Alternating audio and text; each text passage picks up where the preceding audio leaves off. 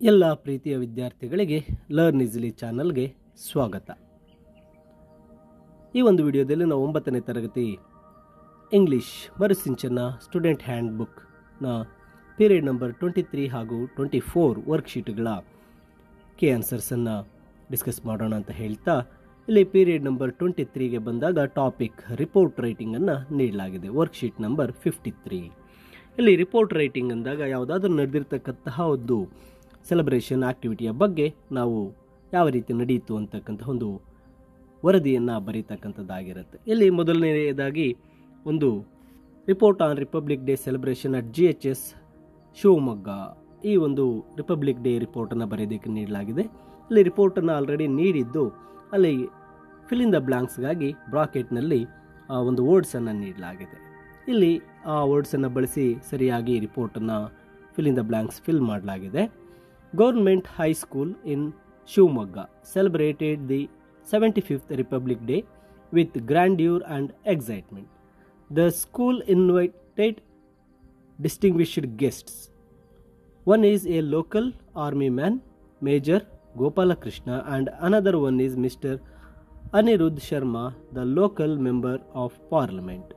To the Republic Day, the occasion. The event began at 8 a.m. with the guests lighting lamps and unfurling the national flag.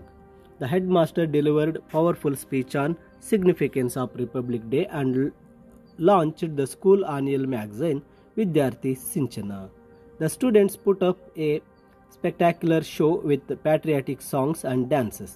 The army officials shared their experiences and motivated the students, followed by Mr. Sharma's inspiring speech and the distribution of awards to deserving students. The event concluded with the national anthem and a vote of thanks by headmaster. ಇಲ್ಲಿ ಒಂದು ಡ್ಯಾಶನ್ನು ಖಾಲಿ ಬಿಟ್ಟಿರ್ತೇನೆ, ಆ ಡ್ಯಾಶಲ್ಲಿ republic day ಅಂತಕ್ಕಂಥ ವರ್ಡನ್ನು fill ಮಾಡಬೇಕಾಗುತ್ತೆ. ಇನ್ನು worksheet number 54ಗೆ ಬಂದಾಗ right A report on celebration of youth day held in your school ಅಂತ ಇದೆ. Our school celebrated Youth Day on January 12th, honoring the birth anniversary of Swami Vivekananda and his contribution to youth empowerment. The event began with an inspiring speech by principal, emphasizing the importance of youth in shaping the future of the nation. Students participated in various activities, including debates, cultural performances, and a poster-making competition focused on the theme of empowerment and leadership. A special session was held where teachers shared motivational stories about youth leaders who made a difference. The day concluded with a pledge to lead with a responsibility, courage and determination. ಇಲ್ಲಿ principal ಅಂತ ಕೊಟ್ಟಿದ್ದೇನೆ, ನೀವು head master ಅಂತ ಬರ್ಕೋಬಹುದಾಗಿರುತ್ತೆ. ಇದೇ ರೀತಿಯಾಗಿ ನಿಮ್ಮ ಶಾಲೆಯಲ್ಲಿ ನಡೆಸಿರ್ತಕ್ಕಂಥ ಯುವ ದಿನಾಚರಣೆಯ ಬಗ್ಗೆ ಒಂದು ರಿಪೋರ್ಟನ್ನು ಬರಿಬೇಕಾಗುತ್ತೆ. ಇನ್ನು ವರ್ಕ್ಶೀಟ್ ನಂಬರ್ 55ಗೆ ಬಂದಾಗ right A report on the celebration of environment day held in your school. Our school celebrated environmental day on June 5th with great enthusiasm. The day started with an assembly where the principal emphasized the importance of environmental conservation. Students participated in activities like tree planting, poster making and campus cleanup. A special session held with the local environmentalists who shared practical tips on reducing waste and protecting nature. The event concluded with a pledge to take action for greener planet. The celebration raised awareness and inspired students to adopt sustainable practices in their daily lives, reinforcing the message of environmental responsibility. ಈ ರೀತಿಯಾಗಿ ಶಾಲೆಯಲ್ಲಿ ನಡೆದಿರ್ತಕ್ಕಂಥ ಒಂದು environmental day ಪರಿಸರ ದಿನಾಚರಣೆಯ ಒಂದು ರಿಪೋರ್ಟನ್ನು ಬರಿಬೇಕಾಗತ್ತೆ. ಇನ್ನು period number 24ಗೆ ಬಂದಾಗ ರೆಫರಿಂಗ್ ಎ ಡಿಕ್ಷನರಿ ಅಂತ ನೀಡಿದೆ. ಇಲ್ಲಿ ವರ್ಕ್ಶೀಟ್ ನಂಬರ್ 56ಗೆ ಬಂದಾಗ ಇಲ್ಲಿ ಕೊಟ್ಟಿರ್ತಕ್ಕಂಥ ಒಂದು ಆರ್ಟಿಕಲನ್ನು ಓದ್ಕೋಬೇಕು. ಈ ಆರ್ಟಿಕಲಲ್ಲಿರ್ತಕ್ಕಂಥ ಹೊಸ ಪದಗಳನ್ನು ಪಟ್ಟಿ ಮಾಡಿ ಆ ಹೊಸ ಪದಗಳಿಗೆ ಟೈಪ್ ಆಫ್ ವರ್ಡ್, ಅದು ಯಾವ ಪಾರ್ಟ್ಸ್ ಆಫ್ ಸ್ಪೀಚ್ಗೆ ಸೇರಿದೆ, ಆ ಪದದ ಒಂದು ಮೀನಿಂಗ್ ಏನು, ಹಾಗೆ ಆ ಪದಕ್ಕೆ ಒಂದು ಓನ್ ಸೆಂಟೆನ್ಸನ್ನು ಬರಿಬೇಕಾಗುತ್ತೆ. ಈ ಒಂದು ಪ್ಯಾಸೇಜಲ್ಲಿ ನೀಡಿರ್ತಕ್ಕಂಥ ಕೆಲವು ಪದಗಳನ್ನು ಇಲ್ಲಿ ನಾನು ಪಟ್ಟಿ ಮಾಡಿ ಅವುಗಳಿಗೆ ಟೈಪ್ ಆಫ್ ವರ್ಡ್ ಮತ್ತು ಮೀನಿಂಗ್ ಮತ್ತು ಓನ್ ಸೆಂಟೆನ್ಸನ್ನು ಬರೆದಿದ್ದೇನೆ. ಇಲ್ಲಿ ಖಾಲಿ ಬಿಟ್ಟಿರ್ತಕ್ಕಂಥವುಗಳನ್ನು ನೀವೇ ನಿಮಗೆ ಬೇಕಾಗಿರ್ತಕ್ಕಂಥ ಹೊಸ ಪದಗಳನ್ನು ನೀವು ಬರೀಬೇಕಾಗತ್ತೆ. ಇಲ್ಲಿ ಮೊದಲಿಗೆ ನಾನು ಲೇನ್ ಅಂದಾಗ ಅದು ನಾವು ನಾಮಪದ, ನ್ಯಾರೋ ರೋಡ್ ಸಣ್ಣದಾದ ರೋಡ್ ಅಂತ ಬರುತ್ತೆ. ಓನ್ ಸೆಂಟೆನ್ಸ್ ಅಂದಾಗ I walk in a lane. ನಂತರ ಹಾರ್ಬರ್ ಅನ್ನೋದು ನಾಮಪದ ನೌನ್, ಪೋರ್ಟ್ ಅದೊಂದು ಬಂದರು, the ship stops in harbour. Next prowess ಅನ್ನೋದು ನಾಮಪದ, ಪ್ರೋವೆಸ್ ಅಂದರೆ ಸ್ಕಿಲ್ ಅದೊಂದು ಕಲೆ ಅಥವಾ ಕೌಶಲ್ಯ ಅಂತ. ಐ ಹ್ಯಾವ್ ಆರ್ಟಿಸ್ಟ್ ಪ್ರೋವೆಸ್ ಅಂದರೆ ನನಗೆ ಒಂದು ಆರ್ಟಿಸ್ಟ್ ಕಲೆ ಇದೆ ಅಂತಕ್ಕಂಥ ವಾಕ್ಯ. ಲೇಸ್ ಇದು ಒಂದು ವರ್ಬ್ ಕ್ರಿಯಾಪದವಾಗಿರುತ್ತೆ. ಲೇಸ್ ಅಂದಾಗ ಸೆಟ್ ಅಥವಾ ಪುಟ್ ಅಂತ ಬರುತ್ತೆ. ಹೆನ್ ಲೇಸ್ ಎಗ್ಸ್ ಕೋಳಿ ಮೊಟ್ಟೆ ಇಡುತ್ತದೆ ಅಂತಕ್ಕಂಥದ್ದು. ನಂತರ ಈಸ್ ಇದು ನಾಮಪದವಾಗಿರುತ್ತೆ. ಈಸ್ ಅಂದಾಗ ಲೀಜಿಯರ್ ಫ್ರೀ ಅಥವಾ ಸಮಾಧಾನ ಅಂತಕ್ಕಂಥ ಅರ್ಥ ಬರುತ್ತೆ. Own sentence I gave bad habit to is ನನ್ನ ಸಮಾಧಾನಕ್ಕೋಸ್ಕರ ಕೆಟ್ಟ ಒಂದು ಹವ್ಯಾಸಗಳನ್ನು ಬಿಟ್ಟಿದ್ದೇನೆ ಅಂತ. ಇನ್ನು ಈ ಮೇಲೆ ಕಾಣ್ತಕ್ಕಂತಹ ಈ ಒಂದು ಆರ್ಟಿಕಲಲ್ಲಿ ಬಹಳಷ್ಟು ಹೊಸ ಪದಗಳು ನೀವು ಕಲಿತಕ್ಕಂಥ ಪದಗಳಿದೆ. ಆ ಪದಗಳನ್ನು ಇಲ್ಲಿ ಬರೀರಿ. ಅದು ಡಿಕ್ಷನರಿಯಲ್ಲಿ ನೋಡಿ ಟೈಪ್ ಆಫ್ ವರ್ಡ್ ಅದು ನೌನ್, ಪ್ರೊನೌನ್, ಅಡ್ಜೆಕ್ಟಿವ್ ಏನಿದೆ ಅಂತಕ್ಕಂಥದ್ದನ್ನು ಬರ್ಕೊಳ್ಳಿ. ಅದಕ್ಕೆ ಮೀನಿಂಗನ್ನು ಹುಡುಕಿ ಹಾಗೆ ನಿಮ್ಮದೇ ಆದ ಒಂದು ಸ್ವಂತ ವಾಕ್ಯಗಳನ್ನು ಇಲ್ಲಿ ಬರೆಯಿರಿ. ಇನ್ನು ವರ್ಕ್ಶೀಟ್ ನಂಬರ್ 57ಗೆ ಬಂದಾಗ arrange the following words in the alphabetical order. ಇಲ್ಲಿ ಕೊಟ್ಟಿರ್ತಕ್ಕಂಥ ಪದಗಳನ್ನು ಡಿಕ್ಷನರಿಯಲ್ಲಿ ಜೋಡಿಸಿರುವ ಹಾಗೆ ಒಂದು ಆಲ್ಫಾಬೆಟಿಕಲ್ ಆರ್ಡರಲ್ಲಿ ಬರೀಬೇಕಾಗುತ್ತೆ. ನೋಡಿ ಇಲ್ಲಿ ಫ್ಯಾನ್, ಫ್ಯಾಮಿಲಿ, ಫೆಮಿಲಿಯರ್, ಫೆಮಿನೈನ್ ಅಂತ ನೀಡಿದೆ. ಇದರಲ್ಲಿ ಫೆಮಿಲಿಯರ್ ಅಂತಕ್ಕಂಥದ್ದು ಮೊದಲು ಬರುತ್ತೆ. ಯಾಕೆಂದರೆ FAM ಅಂದರೆ ABCD ಪ್ರಕಾರ ಇಲ್ಲಿ ಕೊಟ್ಟಿರೋ ಎಲ್ಲ ಅಕ್ಷರಗಳಲ್ಲಿ F ಇದೆ, ನಂತರ A ಇದೆ, ನಂತರ M ಇದೆ. ಅದಾದ ನಂತರ ನೋಡಿ ಒಂದರಲ್ಲಿ I ಇದೆ, ಇನ್ನೊಂದರಲ್ಲಿ I ಇದೆ, ಮತ್ತು ಫ್ಯಾನಲ್ಲಿ FAN ಇದೆ. FAM ಮೊದಲು ಬರುತ್ತೆ. FAN ಅನ್ನೋದು ಎಮ್ನ ನಂತರ ಬರೋದ್ರಿಂದ ಆ ಪದವನ್ನು ಹಿಂದೆ ಹಾಕಿದ್ದೇನೆ. ನೋಡಿ FA ಆದರೆ FE ಫೆಮಿನೈನ್ ಅಂತಕ್ಕಂಥದ್ದು ಕೊನೆಗೆ ಬರುತ್ತೆ. F ಮುಂದ್ಗಡೆ E ಎಂದಾಗ ABCD ಪ್ರಕಾರ ಏನ ನಂತರ ಬರೋದ್ರಿಂದ ಫೆಮಿನೈನ್ ಕೊನೆಗೆ ಬರುತ್ತೆ. ಈಗ ಫೆಮಿಲಿಯರ್, ಫ್ಯಾಮಿಲಿ ಇವೆರಡರಲ್ಲಿ ಮೊದಲು ಯಾವುದು ಬರುತ್ತೆ ಅಂದಾಗ ಎಲ್ ಆದ ನಂತರ ನೋಡಿ ಫ್ಯಾಮಿಲಿಯಲ್ಲಿ ಎಲ್ ಆದ ನಂತರ I ಇದೆ, ಫೆಮಿಲಿಯರಲ್ಲಿ ಎಲ್ ಆದ ನಂತರ I, ಫ್ಯಾಮಿಲಿಯಲ್ಲಿ ಎಲ್ ಆದ ನಂತರ Y ಇದೆ. ABCD ಪ್ರಕಾರ I ಅಂತಕ್ಕಂಥದ್ದು ಮೊದಲು ಬರುತ್ತೆ. ಆದ್ದರಿಂದ ಫೆಮಿಲಿಯರ್ ಮೊದಲು, ಫ್ಯಾಮಿಲಿ ಸೆಕೆಂಡು, FAN ಇದು 3, FEM ಅಂತಕ್ಕಂಥದ್ದು 4 ಆಗುತ್ತೆ. ನಂತರ ಜಂಪ್, ಪ್ಲೇ, ಸಿಂಗ್, ರನ್. ಇಲ್ಲಿ ABCD ಪ್ರಕಾರ ಮೊದಲು J ಬರುತ್ತೆ ಜಂಪ್, ನಂತರ P, ನಂತರ S, ನಂತರ R. ಮೂರನೇದರಲ್ಲಿ ಕೊಟ್ಟಿರ್ತಕ್ಕಂಥ ಆಪಲ್, ಆ್ಯಂಟ್, ಅನದರ್, ಏಪ್ ಇವುಗಳನ್ನು ABCD ಪ್ರಕಾರ ಬರೆದಾಗ ಮೊದಲು ಅನದರ್ ಬರುತ್ತೆ, ನಂತರ ಆ್ಯಂಟ್ ಬರುತ್ತೆ, ನಂತರ ಏಪ್ ಬರುತ್ತೆ, ನಂತರ ಆಪಲ್ ಬರುತ್ತೆ.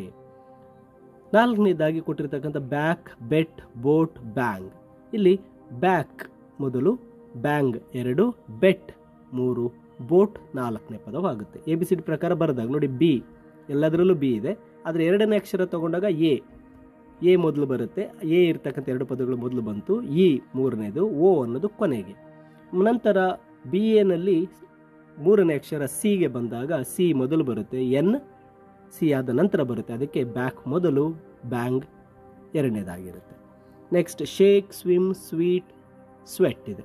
ಇಲ್ಲಿ ಮೊದಲನೇದಾಗಿ ಶೇಕ್ ಬರುತ್ತೆ, ನಂತರ SW ಸ್ವೆಟ್ ಬರುತ್ತೆ, SWEET ಸ್ವೀಟ್ ನಂತರ ಬರುತ್ತೆ, SWIM ಕೊನೆಯದಾಗಿ ಬರುತ್ತೆ. ಇನ್ನು ವರ್ಕ್ಶೀಟ್ ನಂಬರ್ 58ಗೆ ಬಂದಾಗ ಇಲ್ಲಿ ಕೊಟ್ಟಿರ್ತಕ್ಕಂಥ ಪದಗಳಿಗೆ ನಾವು ಒಂದೇ ರೀತಿಯ ಪದಗಳನ್ನು ಕೊಟ್ಟಿದೆ. ಕ್ರೇನ್ ಇದಕ್ಕೆ ನೌನ್ ಮತ್ತು ನೌನ್ ಅಂತ ನೀಡಿ ಅದಕ್ಕೆ ಒಂದು ಮೀನಿಂಗನ್ನು ಕೊಟ್ಟಿದೆ ಮತ್ತು ಓನ್ ಸೆಂಟೆನ್ಸನ್ನು ಮಾಡಿರ್ತಾರೆ. ಹಾಗೆ ಉಳಿದ ಪದಗಳಿಗೆ ನಾವು ಮೀನಿಂಗನ್ನು ಬರೆದು ಓನ್ ಸೆಂಟೆನ್ಸನ್ನು ಮಾಡಬೇಕು. ಮೈನ್ ಅಂತಕ್ಕಂಥದ್ದು ಪ್ರೊನೌನ್ ಬರುತ್ತೆ, ಪೊಸೆಸ್ ಸ್ವಂತಿಕೆ ಬರುತ್ತೆ, the pen is mine.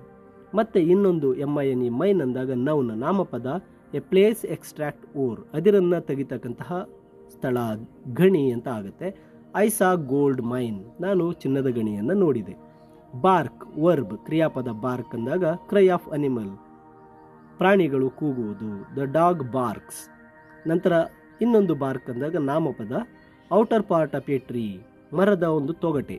I pluck the bark on trunk ಮರದ ಒಂದು ಟ್ರಂಕ್ ಅಂದಾಗ ಕಾಂಡದಲ್ಲಿ ನಾನು ಆ ಒಂದು ಬಾರ್ಕನ್ನು ಕಿತ್ಕೊಂಡೆ ಅಂತ. ನಂತರ ವಾಟರ್ ಇದೆ, ನೌನ್ ನಾಮಪದ ಅಂದಾಗ ಲಿಕ್ವಿಡ್ ಅದೊಂದು ಲಿಕ್ವಿಡ್ ದ್ರವ, ಐ ಡ್ರಿಂಕ್ ವಾಟರ್. ಮತ್ತೊಂದು ವಾಟರ್ ಬಂದಾಗ ವರ್ಬ್ ಕ್ರಿಯಾಪದ ಸಪ್ಲೈ ವಾಟರ್ ಟು ಪ್ಲಾಂಟ್ ಅಂದರೆ ನೀರಾಯಿಸುವುದು ಅಂತ ಬರುತ್ತೆ. ಐ ವಾಟರ್ಡ್ ಎ ಪ್ಲಾಂಟ್, ನಾನು ನೀರನ್ನು ಸಸ್ಯಕ್ಕೆ ನೀರು ಹಾಕಿದೆ. ಬ್ಯಾಟ್ BAT ಬ್ಯಾಟ್ ನೌನ್ ನಾಮಪದ ಬಂದಾಗ ಎ ಸ್ಪೋರ್ಟ್ ಐಟಮ್ ಕ್ರೀಡಾ ಒಂದು ಸಾಮಗ್ರಿ. I have a cricket bat. ಮತ್ತೊಂದು BAT ಬ್ಯಾಟ್ ನೌನ್ ನಾಮಪದ ಅಂದಾಗ ಎ ಮ್ಯಾಮಲ್ ಸಸ್ತನಿ ಅಂದರೆ ಬಾವಲಿ ಆಗುತ್ತೆ. Bat flies in night only, ಬಾವಲಿಗಳು ರಾತ್ರಿಯಲ್ಲಿ ಮಾತ್ರ ಹಾರಾಡುತ್ತೆ. ಕೊನೆಯದಾಗಿ ರೋ ಅನ್ನು ನೀಡಿದೆ. ಮೊದಲನೇ ರೋಗೆ ನೌನ್ ಅಂತ ತಗೊಂಡಾಗ ಆರಿಜಾಂಟಲ್ ಲೈನ್ ಒಂದು ಲೈನ್ ರೋ ಬರುತ್ತೆ. ವಿ ಸಿಟ್ ಇನ್ ರೋ. ನಂತರ ರೋಗೆ ವರ್ಬ್ ಕ್ರಿಯಾಪದ ತಗೊಂಡಾಗ ಟು ಮೂವ್ ಎ ಬೋಟನ್ನು ಮೂವ್ ಮಾಡ್ತಕ್ಕಂಥದ್ದು. ಐ ರೋ ಎ ಬೋಟ್, ನಾನು ಬೋಟನ್ನು ಚಲಾಯಿಸಿದೆ. ಹಾಗೆ ಇನ್ನು ವರ್ಕ್ಶೀಟ್ ನಂಬರ್ 59ಗೆ ಬಂದಾಗ ಕ್ಲಬ್ ಅಂತಕ್ಕಂತಹ ಒಂದೇ ಪದಕ್ಕೆ ಇರ್ತಕ್ಕಂಥ ಹಲವಾರು ಮೀನಿಂಗ್ ಸೆಂಟೆನ್ಸನ್ನು ನೀಡಲಾಗಿದೆ. ಅಲ್ಲಿ ಕೊನೆಯಲ್ಲಿ ಆಕ್ಟಿವಿಟಿ ಇದೆ. ಕೊಟ್ಟಿರ್ತಕ್ಕಂಥ ವಾಕ್ಯಗಳಲ್ಲಿ ಮೇಲೆ ನೀಡಿರ್ತಕ್ಕಂಥ ಯಾವ ಕ್ಲಬ್ ಅರ್ಥ ಇಲ್ಲಿಗೆ ಬರುತ್ತೆ ಅಂತಕ್ಕಂಥದ್ದು. He clubbed a poisonous snake in his backyard ಇದೆ. ಇದಕ್ಕೆ 7ನೆಯ ಮೀನಿಂಗ್ ಅಂದರೆ ಟು ಕ್ಲಬ್ ಅಂದರೆ to hit a person or animal with a stick or object ಬರುತ್ತೆ. My daughter is using my golf club, can I borrow yours? ಇದಕ್ಕೆ 4 ಅಂದಾಗ a metal stick used for hitting a golf ball ಬರುತ್ತೆ. ನಂತರ the chess club has 200 members. ಇದಕ್ಕೆ 3ನೆಯ ಅರ್ಥ ಅಂದಾಗ a business that provides entertainment, music, food, drinks. ನಂತರ I have the 10 of clubs ಅಂತಿದೆ. ಅದಕ್ಕೆ 6ನೇದು ಬಂದು one of the suits in a deck of playing cards. ನಂತರ I will meet you in front of the chess club at 7 PM ಇದೆ. ಇದಕ್ಕೆ 2ನೆಯ ವಾಕ್ಯದ ಅರ್ಥ the place where members of a club meet. ಇನ್ನು 6th the new dance club will open next weekend. ಇದಕ್ಕೆ 3ನೆಯ ಸಾಲು a business that provides entertainment, music, food and drinks. ಇನ್ನು ಕೊನೆಯದಾಗಿ one of the attackers hit me with a club ಅಂತಿದೆ. ಅದಕ್ಕೆ 7ನೆಯ ವಾಕ್ಯ to hit a person or an animal with a stick or object. ಇದು ವರ್ಕ್ಶೀಟ್ಸ್ ನಂಬರ್ಸ್ 23 ಮತ್ತು 24ಗೆ ಸಂಬಂಧಿಸಿರ್ತಕ್ಕಂತಹ ಎಲ್ಲ ಒಂದು ಆಕ್ಟಿವಿಟೀಸ್ನ ಕೀ ಆನ್ಸರ್ ಆಗಿರುತ್ತೆ. ಮುಂದಿನ ವಿಡಿಯೋದಲ್ಲಿ ನಾವು ಮುಂದಿನ ಪೀರಿಯಡ್ನಲ್ಲಿ ಬರ್ತಕ್ಕಂತಹ ವರ್ಕ್ಶೀಟ್ಗಳ ಕೀ ಆನ್ಸರ್ಸನ್ನು ನೋಡೋಣ. ಹಾಗೆ ನೀವಿನ್ನು ಲರ್ನ್ ಈಸಿಲಿ ಚಾನಲ್ಗೆ ಸಬ್ಸ್ಕ್ರೈಬ್ ಮಾಡ್ಕೊಳ್ಳದೇ ಇದ್ದಲ್ಲಿ ಸಬ್ಸ್ಕ್ರೈಬ್ ಮಾಡಿ, ವಿಡಿಯೋಗೆ ಲೈಕ್ ಮಾಡಿ, ಶೇರ್ ಮಾಡಿ, ಹಾಗೆ ಕಮೆಂಟ್ ಮಾಡಿ ಅಂತ ಹೇಳ್ತಾ ಮತ್ತೊಂದು ವಿಡಿಯೋದಲ್ಲಿ ಭೇಟಿ ಮಾಡೋಣ. ಎಲ್ಲರಿಗೂ ಧನ್ಯವಾದಗಳು.